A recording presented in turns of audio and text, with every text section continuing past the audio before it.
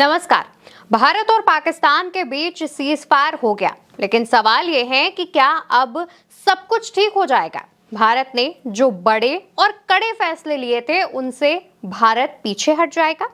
दरअसल पहलगाम के बाद भारत ने कई फैसले लिए थे, जैसे कि सिंधु जल समझौते पर रोक, अटारी वाघा बॉर्डर बंद, SAARC वीजा छूट रद्द, उच्चायोग से सैन्य सलाहकारों की वापसी, उच्चायोग में कर्मचारियों की संख्या घटाकर 30 की गई, पाकिस्तानी यूट्यूब चैनलों पर बैन, पाकिस्तानी सेलिब्रिटीज के social media accounts ban, Pakistani OTT content ban, Pakistani जहाजों की आवाजाही पर रोक, डायरेक्ट इनडायरेक्ट इंपोर्ट। तो इसको लेकर के फिलहाल की जो अपडेट सामने आ रही है उसमें सबसे पहला हम आपको सिंधु जल समझौते पर रोक की बात बताते हैं, जिस पर रोक अभी भी बरकरार है, क्योंकि विदेश सचिव विक्रम मिस्री और सरकार की तरफ से अभी भी सिंधु जल समझौते को लेकर ना ही कोई बयान सामने आया है और ना ही किसी प्रकार का कोई पोस्ट सामने आया है जिसमें इस बात का जिक्र किया गया हो कि सिंधु जल समझौते पर रोक हटेगी या नहीं।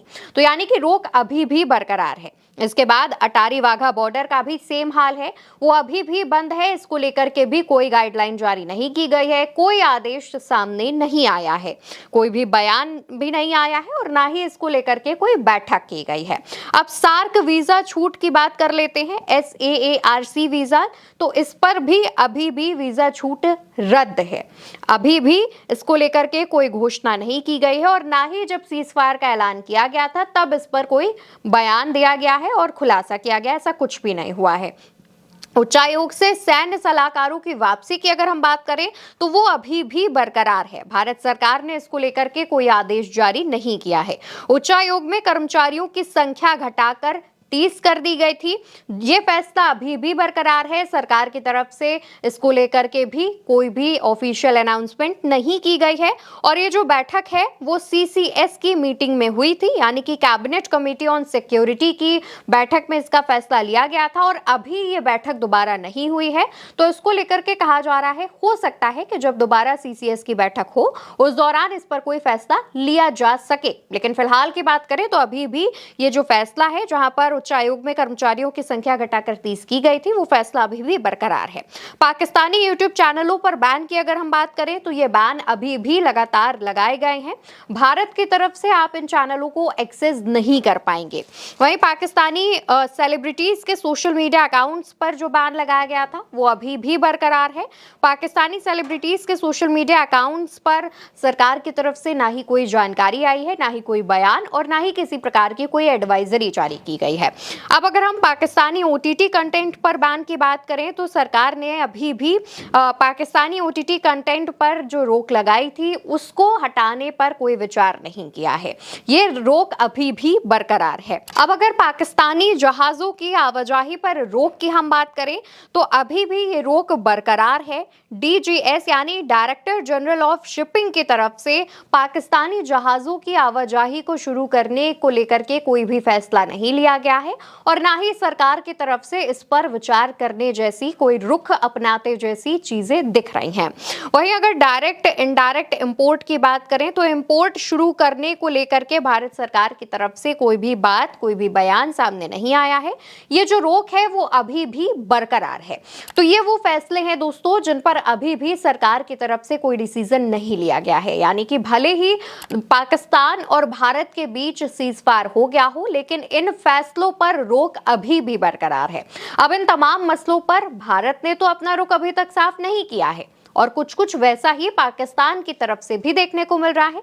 पाकिस्तान की सरकार ने जो फैसले लिए थे वो भी जस के तस बने हुए हैं। जो फैसले थे वो कुछ इस प्रकार है: शिमला समझौते समेत सभी द्विपक्षीय समझौते पर रोक, वाघा बॉर्डर बंद, SAARC वीजा सस्पेंड, उच्चायोग से सैन्य सलाहकारों की वापसी, उच्चायोग में कर्मचारियों की संख्या घटाकर 30 करना, भारत के लिए पाक एयर स्पेस बंद, डायरेक्ट इनडायरेक्ट व्यापार बंद, PSL, सस्पेंड।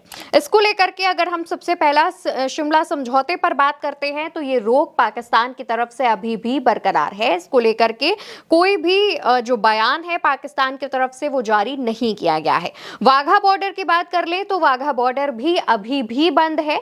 इसको लेकर के भी ना ही कोई फैसला और ना ही किसी प्रकार का कोई बयान सामने आया है। कहा यह भी जा रहा है कि दोनों देशों के बीच बातचीत होने के बाद हो सकता है कि इस पर कोई फैसला लिया जा सके। अब अगर वीजा की बात करें, सार्क वीजा सस्पेंड की, तो ये वीजा अभी भी सस्पेंड है और इस पर सस्पेंशन हटाने का पाकिस्तान की तरफ से कोई भी बयान सामने नहीं आया है। उच्चायोग से सैन्य सलाहकारों की वापसी पर जो सवाल उठ रहा है तो ये अभी भी फैसला बरकरार है।